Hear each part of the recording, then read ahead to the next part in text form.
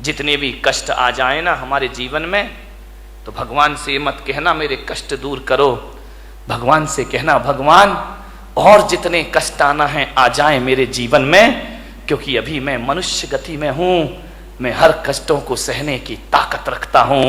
सारे कष्ट इसी जन्म में आ जाएं तो अगला जन्म मेरा आनंद में बदल जाएगा, पुण्य में बदल जाएगा, मेरा कल्याण हो जाए। मरने के भाव मत बनाइए। हाँ, ये बात अलग है, ये धमकियां बहुत देती भाई कि मैं मर जाऊंगी, मैं मर जाऊंगी, पति भी कहता यार मरना है तो जल्दी करना। 20 साल से तो सुन रहा हूं ना, आज मर रही ना कल मर रही है, जल्दी मरे तो हम दूसरे की व्यवस्था करें। अब तुम ऐसी एज में जाके मरो ना तुम अपनी रहो ना मैं किसी का हो पाऊं, ऐसे मर के भी क्या करूंगा। विचार करिए, मत बनाइए ऐसे भाव। हाँ, धमकी तो देना, बिना धमकी के महिलाओं ये सुधरने वाले भी नहीं है। बिना धमकी के तुम्हारा काम भी नहीं होता। धमकियां दो, जरूर दो। आज से इस पंडाल से एक संकल्प लेकर जाओ, यदि तुम्हारा काम ना सुने तो धमकी दो। धमकी देना, धमक मत देना, नहीं तो गड़बड़ हो जाएगा, ध्यान रखिए। इन्हें धमकियां दीजिए, लेकिन ये धमकी मत देना कि मैं मर जाऊंगी, और तुम दोगी भी तो इन्हें विश्वास नहीं होता। ध्यान रखना कि 50 साल से तो सुन रहे यार मर जाऊंगी मर जाऊंगी, तो बोलती रहती है, बकती रहती है, कोई सुनने वाले नहीं है। मैं आपको अपने काम बनवाने का एक सूत्र दे रहा हूं, ध्यान रखिए, बहुत प्यारा सा सूत्र दे रहा हूं। यदि वो बात बोल दी तो ये तुम्हारा काम जरूर सुनेंगे, तुम्हारे मन की इच्छा जरूर पूरी करेंगे। मरने से तो बिल्कुल भी करने वाले नहीं है, ध्यान रखिए। आपसे मेरा निवेदन है, अब यदि कोई काम तुम्हारे पति तुम्हारा परिवार ना करे तो ये मत कहना कि मैं मर जाऊंगी। आज से नियम ले लो, ऐसी धमकी देना, कहना मैं आरी का बन जाऊंगी, मैं साध्वी मैं सन्यासिनी हो जाऊंगी। नहीं आया समझ में? नहीं, तुम्हें नहीं आए, इन्हें जल्दी आएगा, क्योंकि मरने पर तो इनका विश्वास है कि ये मरने वाली बिल्कुल नहीं है, ध्यान रखिए। लेकिन यदि तुमने कह दिया कि मैं माता जी बन जाऊंगी, मैं आरी का बन जाऊंगी, तो ये सोचेंगे यार हो सकता है महाराज के लपेटे में आ जाए और घर छोड़ करके माता जी बनने चलिए। ध्यान रखिए मान्यवर, बात केवल हंसने की नहीं है। जिस क्षण आप कह रही हो मैं आरी का बन जाऊंगी, मैं साध्वी बन जाऊंगी, उस समय यदि आयु कर्म का बंद हो तो ध्यान रखना, आरी का बनो या ना बनो, देवगति की पात्र हो जाया करती हैं। ध्यान रखिए, सदगति हो जाती है हमारे जीवन में।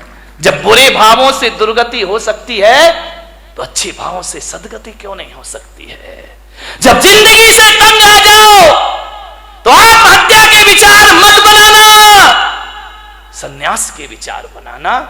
तुम्हारे विचार तुम्हारे जीवन को पवित्र कर देंगे, ध्यान रखिए। मरने के भाव मत बनाइए, संन्यास के भाव बनाइए, बैराग के भाव बनाइए। और एक बात और बता रहा हूं, 3 चीज बड़े झटके में होती हैं, ध्यान रखना, संन्यास, दान और आत्महत्या। इन पे प्री प्लान काम नहीं चलता है, ये तो झटका लगा और पटका उठा के। ध्यान रखिए, जो आदमी सोचता है कि मैं आज नहीं कल दान दे दूंगा, वो आदमी जिंदगी भर दान नहीं देगा, ध्यान रखना। क्योंकि आज गया तो सब कुछ गया। भाव बार बार नहीं बना करते हैं दान के। और किसी के यदि महाराज बनने के भाव जगे हो, कल पे मत टालना मेरे भाई, तुरंत झटपट लो, खटपट मिटाओ।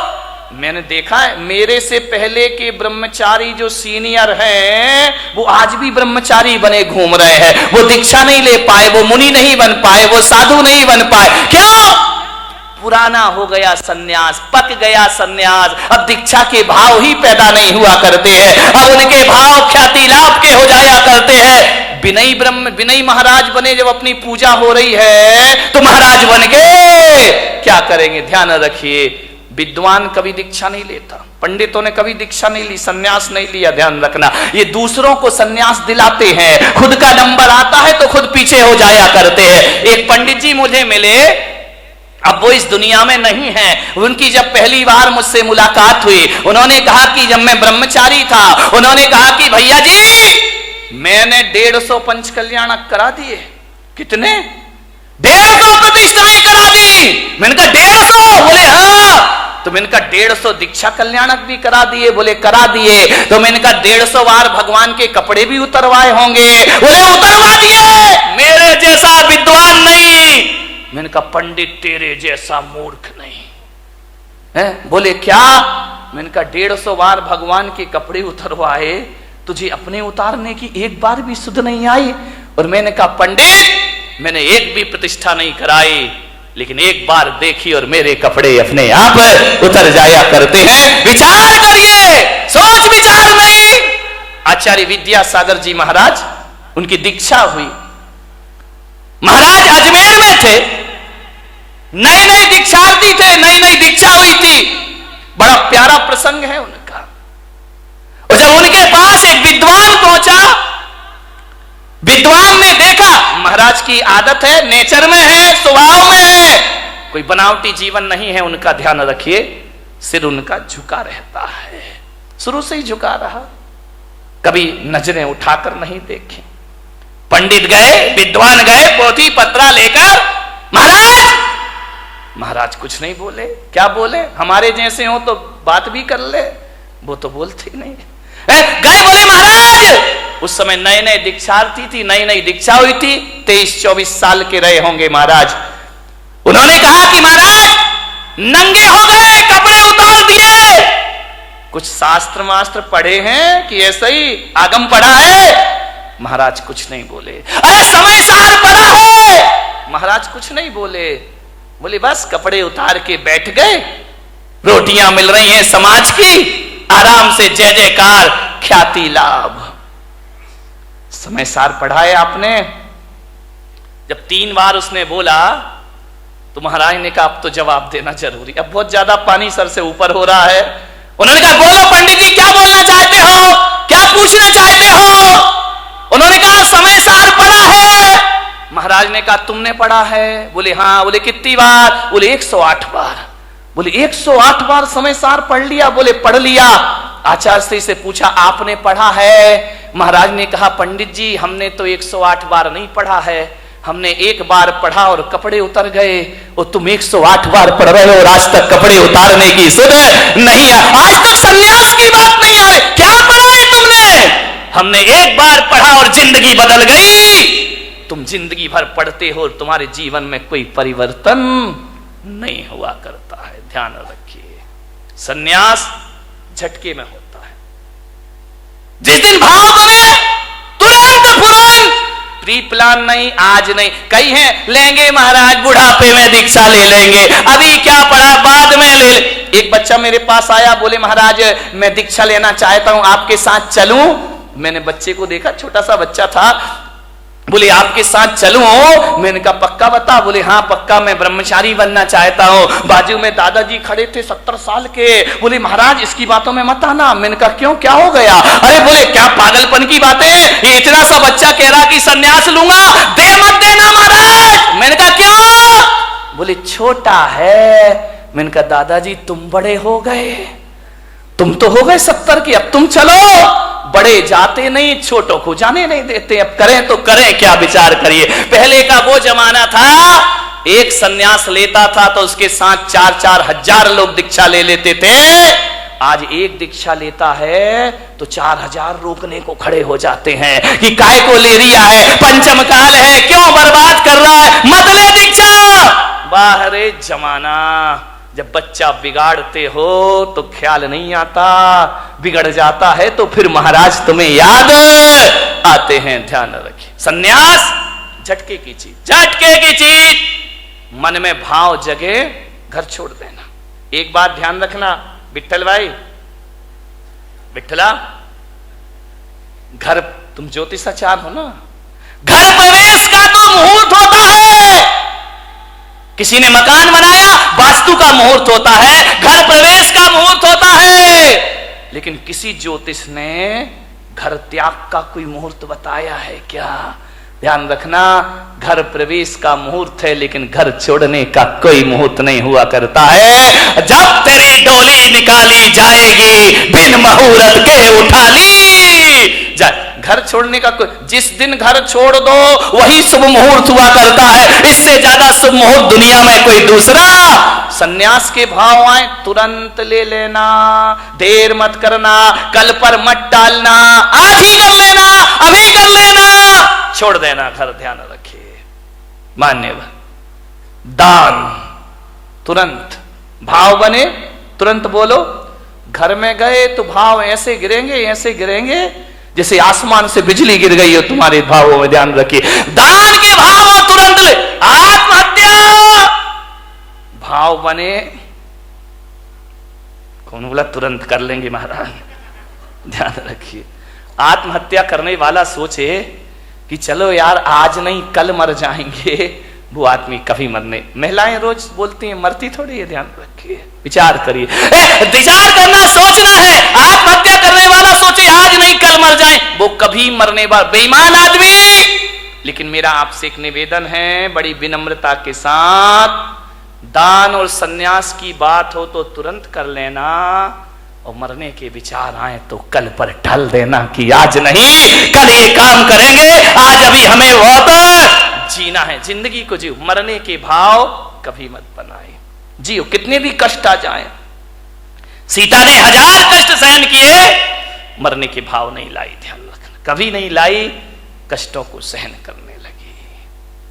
मैना ने, राम ने, बुद्ध ने, महावीर ने, पारसनाथ ने 1000 कष्ट सहे, लेकिन मरने के भाव उनके अंदर कभी नहीं आए। जिंदगी को पूरी जिंदा दिली से जियो। मैं अपने जीवन की घटना बताता हूं। जब मेरा 2003 में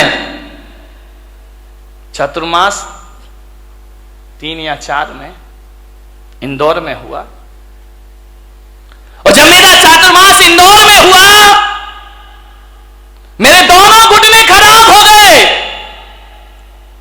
मुझे सीढ़ियां चढ़ने में परेशानी होती।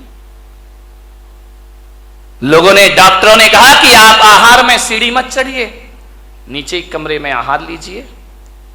एक पूना के डॉक्टर थे, डॉक्टर संचेती करके, घुटने के मास्टर थे, अब हैं नहीं मुझे नहीं मालूम।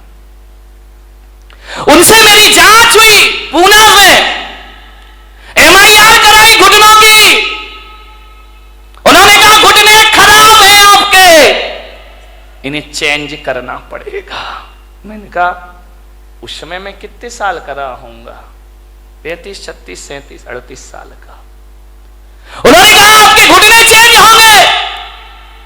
मैंने कहा घुटने चेंज होने का मतलब है ऑपरेशन, और ऑपरेशन का मतलब है इस्तीफा, रिजाइन तो देना ही पड़ेगा। दिगंबर मुनि ऑपरेशन तो करा नहीं सकता है, अस्पताल में एडमिट नहीं हो सकता है। इसका मतलब है कि मेरी बरसों की तपस्या बेकार हो जाएगी। उन्होंने कहा आप ध्यान रखिए। मैंने कहा नहीं कराऊंगा ऑपरेशन तो बोले घुटने हैं, घिसते जाएंगे, घिसते जाएंगे, घिसते जाएंगे। जो घुटने 20 साल चलना है वो 10 साल में खत्म हो जाएंगे, आप चल नहीं पाएंगे। आप आसन लगा के ना बैठे। मान्यवर, जो आप मेरे कमरे में यहां पे देखते ना, मैं इस पर बैठा हूं, ये मेरा शौक नहीं है पैर में, इसलिए मुझे इस पर बैठना पड़ता है।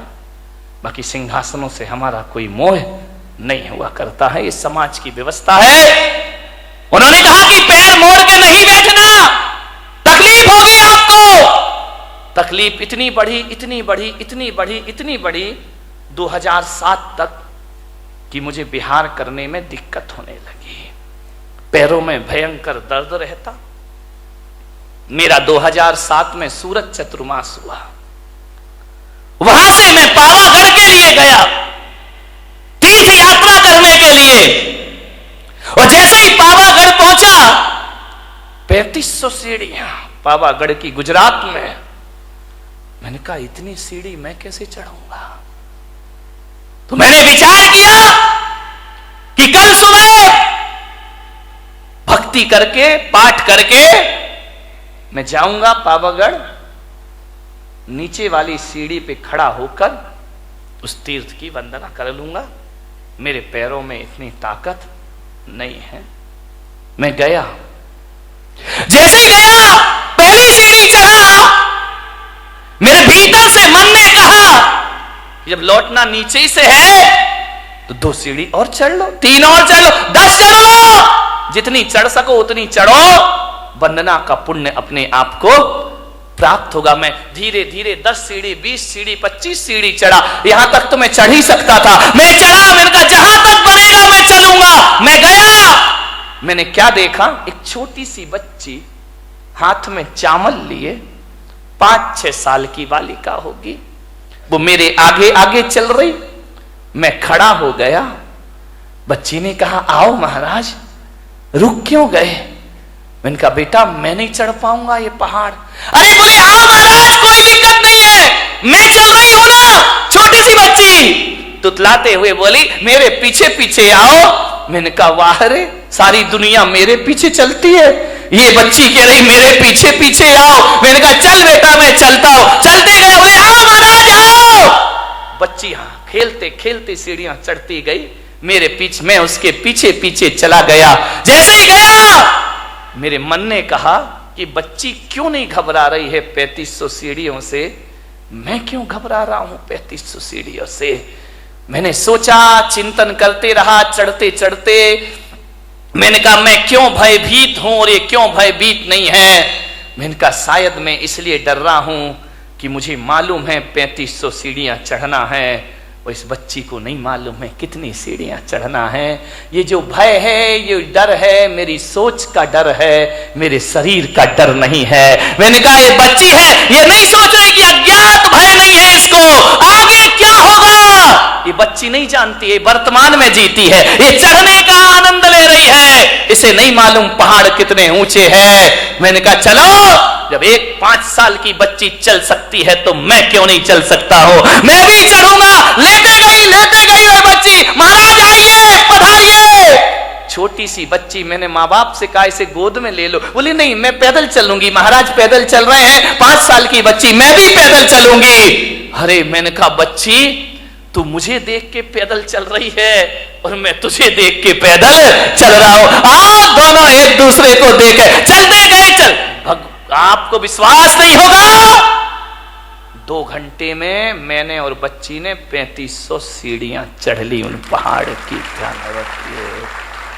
जो कभी 2nd फ्लोर में आहार में जाना नहीं चाहता था, 3500 सीढ़ियां चढ़ी। किससे चढ़ी मेरे भाई? ना कोई मंत्र, ना कोई ताकत, ना कोई शक्ति, हौसले बुलंद रखिए। मैं वहां पर चढ़ा, शाम के वक्त रात्रि विश्राम वहीं हुआ और सुबह ऐसे उतर के आ गया। वो दिन है और आज का दिन है, मेरे घुटनों का दर्द कहां है मुझे पता ही नहीं है।